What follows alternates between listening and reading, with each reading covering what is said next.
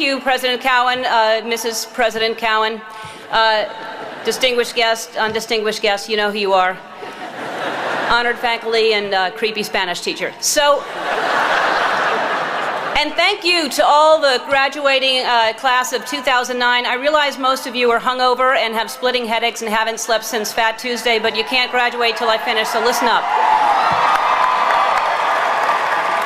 When I was asked to make the commencement speech, I immediately said yes.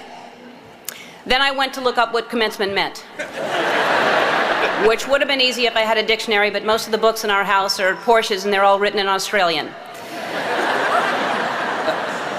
So I had to break the word down myself to find out the meaning. Commencement, common and cement.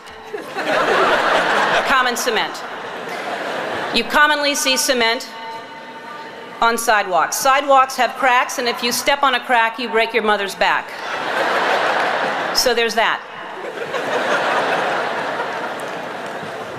But I'm honored that you've asked me here to speak at your common cement. I thought that you had to be a famous alumnus. You had to graduate from the school. And I didn't go to college here, and as I don't know if President Cowan knows, I didn't go to college at all, any college. And I'm not saying you wasted your time or money, but look at me, I'm a huge celebrity.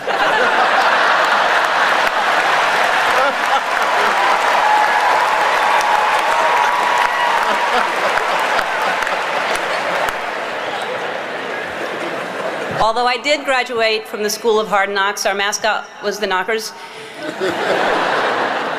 I spent a lot of time here growing up. My mom worked at Newcomb, and I would go there every time I needed to steal something out of her purse. But why am I here today? Clearly not to steal. You're too far away, and I'd never get away with it. I'm here because of you, because I can't think of a more tenacious, more courageous graduating class. I mean, look at you all wearing your robes. Usually when you're wearing a robe at 10 in the morning, it means you've given up. I'm here because I love New Orleans. I was born and raised here. I spent my formative years here, and like you, while I was living here, I only did laundry 6 times. When I finished school, I was completely lost, and by school I mean middle school, but I went ahead and finished high school anyway, and I had no ambition. I didn't know what I wanted to do. I did everything from I shucked oysters, I was a hostess, I was a bartender, I was a waitress, I painted houses, I sold vacuum cleaners. I had no idea. And I thought I'd just finally settle on some job and I would make enough money to pay my rent, maybe have basic cable, maybe not. I didn't really have a plan. My point is that by the time I was your age, I really thought I knew who I was, but I had no idea. Like, for example, when I was your age, I was dating men.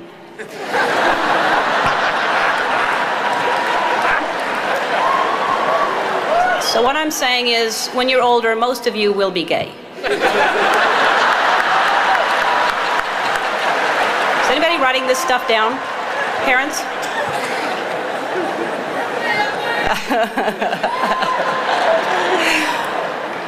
Anyway, I had no idea what I wanted to do with my life, and the way I ended up on this path was from a very tragic event. I was maybe 19, and my girlfriend at the time was killed in a car accident.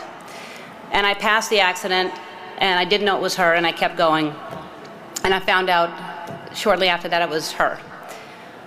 And I was living in a basement apartment. I had no money.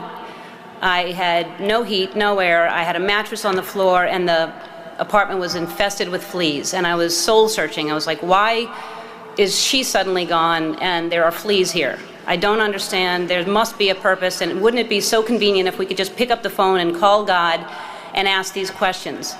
And I started writing, and what poured out of me was an imaginary conversation with God, which was one-sided. And I finished writing it, and I looked at it and I said to myself, and I hadn't even been doing stand-up ever. There was no club in town. I said, I'm going to do this on The Tonight Show with Johnny Carson. At the time, he was the king. And I'm going to be the first woman in the history of the show to be called over to sit down And several years later, I was the first woman in the history of the show, and only woman in the history of the show, to sit down because of that phone conversation with God that I wrote. And I started this path of stand-up, and it was successful and it was great, but it was hard because I was trying to please everybody, and I had this secret that I was keeping, that I was gay, and I thought if people found out, they wouldn't like me, they wouldn't laugh at me. Then my career turned into, I got my own sitcom, and that was very successful, another level of success, and I thought, what if they find out I'm gay, then they'll never watch. And this was a long time ago. This was when we just had white presidents. But anyway, this was back many years ago. And I finally decided that I was living with so much shame and so much fear that I just couldn't live that way anymore. And I decided to come out and make it creative, and my character would come out at the same time. And it wasn't to make a political statement, it wasn't to do anything other than to free myself up from this heaviness that I was carrying around, and I just wanted to be honest. And I thought, what's the worst that can happen? I can lose my career. I did. I lost my career. The show was canceled after 6 years without even telling me. I read it in the paper. The phone didn't ring for 3 years. I had no offers. Nobody wanted to touch me at all. And yet I was getting letters from kids that almost committed suicide but didn't because of what I did. And I realized that I had a purpose, and it wasn't just about me, and it wasn't about celebrity, but I felt like I was being punished, and it was a bad time. I was angry, I was sad, and then I was offered a talk show. And the people that offered me the talk show tried to sell it, and most stations didn't want to pick it up. Most people didn't want to buy it because they thought nobody would watch me. And really, when I look back on it, I wouldn't change a thing. I mean, it was so important for me to lose everything because I found out what the most important thing is to be true to yourself. And ultimately, that's what's gotten me to this place. I don't live in fear. I'm free. I have no secrets. And I know I'll always be okay because no matter what, I know who I am. So, in conclusion, when I was younger, I thought success was something different. I thought, when I grow up, I want to be famous. I want to be a star. I want to be in movies. When I grow up, I want to see the world, drive nice cars. I want to have groupies, to quote the Pussycat Dolls. How many people thought it was boobies, by the way? It's not, it's groupies. But my idea of success is different today, and as you grow, you'll realize definition of success changes. For many of you, today, success is being able to hold down 20 shots of tequila. For me, the most important thing in your life is to live your life with integrity and not to give in to peer pressure to try to be something that you're not. To live your life as an honest and compassionate person, to contribute in some way. So to conclude my conclusion, follow your passion, stay true to yourself, never follow someone else's path unless you're in the woods and you're lost and you see a path, then by all means you should follow that. Don't give advice, it'll come back and bite you when they ask. Don't take anyone's advice. So my advice to you is to be true to yourself, and everything will be fine. And I know that a lot of you are concerned about your future, but there's no need to worry. The economy is booming, the job market is wide open, the planet is just fine. It's going to be great. You've already survived a hurricane. What else can happen to you? And as I mentioned before, some of the most devastating things that happen to you will teach you the most. And now you know the right questions to ask for your first job interview, like, is it above sea level?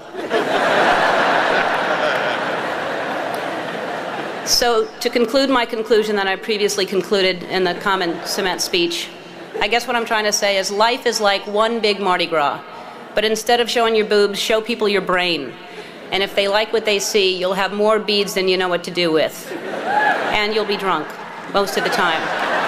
So to the Katrina class of 2009, I say congratulations, and if you don't remember a thing I said today, remember this. You're gonna be okay. Dum, do, doom, doom, doom. Just dance.